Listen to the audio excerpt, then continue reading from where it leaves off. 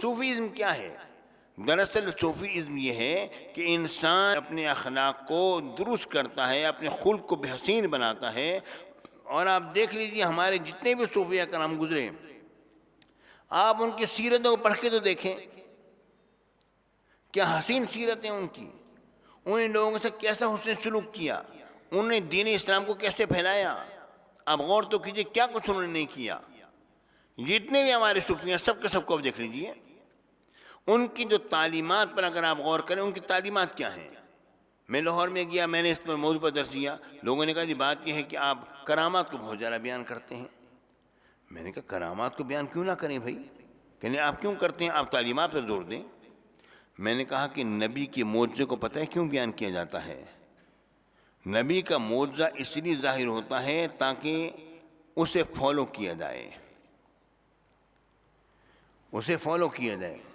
یعنی جب اس کا معجزہ سامنے آئے گا، یہ تو ہستی ہے جس نے کہ چاند کو 2 حصوں میں بانٹ دیا، یہ تو ہستی ہے جس کے اشارے پر درخت چل کر آ گئے، یہ تو ہستی ہے جس نے پتھروں کو کلمہ پڑھوا دیا، یہ تو ہستی ہے جس نے کہ ڈوبے سورج کو واپس لوٹا دیا، یہ تو جس نے یہ کر دیا، یہ تو ہستی ہے جس نے کہ فلانے کو اچانک ظاہر کر دیا. یہ معاملہ جب آئیں گے تو اس سے کیا ہوگا؟ اس لیے ہے اللہ تعالیٰ نبی کے معجزے کو اس لیے ظاہر کرتا ہے تاکہ منکرین اس کی طرف متوجہ ہوں اور اس کو تسلیم کرے، اس کو مانے کہ یہ اللہ تعالیٰ کا مقرب بندہ ہے.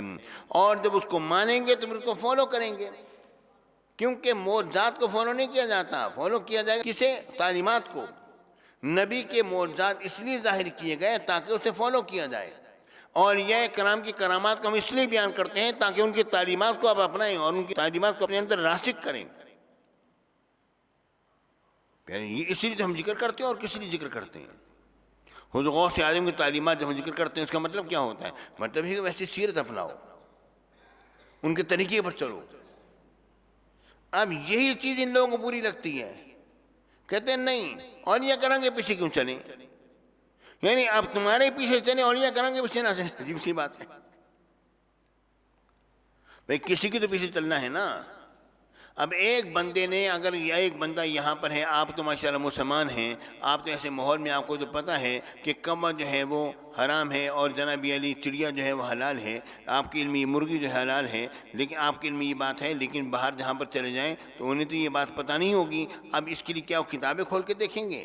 ایک ایک مسئلے کو کیا تلاش کرتے رہیں گے کہ فلاں کیکڑا جو ہے ہمارے نزدیک حلال نہیں ہے اور مچھلی جو ہے وہ حلال ہے، اب کیکڑا کھائیں یا نہ کھائیں؟ کسی کو فالو کرو گے تبھی بات بنے گی نا.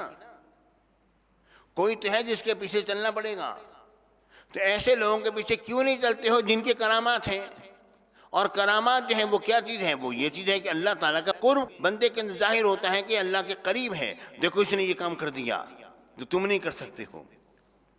یہ کام تو جادوگر بھی کر دیتا ہے، بالکل جادوگر کر سکتا ہے، مگر لوگوں کو پتہ ہوتا ہے وہ غلیظ ہے اور یہ نوری ہیں، یہ نورانی ہے.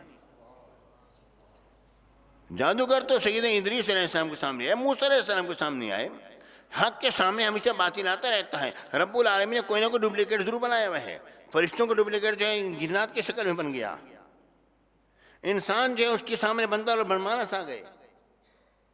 رب العالمین نے کوئی نہ کچھ ایسی رکھی ہوئی ہے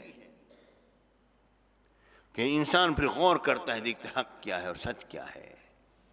تو ہمیں یہ چاہیے کہ ہم تصوف کو اپنائیں. اور لوگ جا کر تصوف کے خلاف جو بے شمار باتیں کر رہے ہیں اور کلپ بنا رہے ہیں اور سوشل میڈیا پر ڈال رہے ہیں، ان کی باتوں پر مت آؤ. یہ اصل میں تصوف کی مخالفت نہیں ہے، یہ اولیاء کرام کی مخالفت ہو رہی ہے. کیونکہ یہی بات تو پسند نہیں ہے کہ اولیاء کرام کے ہم پیچھے چلیں، ان کو ہم اپنائیں. اصل میں جس سے انسان ذکر کرتا ہے تو اللہ رب العالمین اس کے دل کو روشن کرتا ہے، اور جب دل کو روشن کرتا ہے تو انسان کہاں سے کہاں پہنچ جاتا ہے. حقیقت کہتا ہوں، اولیاء کرام کے دل ہی تو روشن ہوئے تھے جنہوں نے سارے کام کیے تھے. اور کیا ہے؟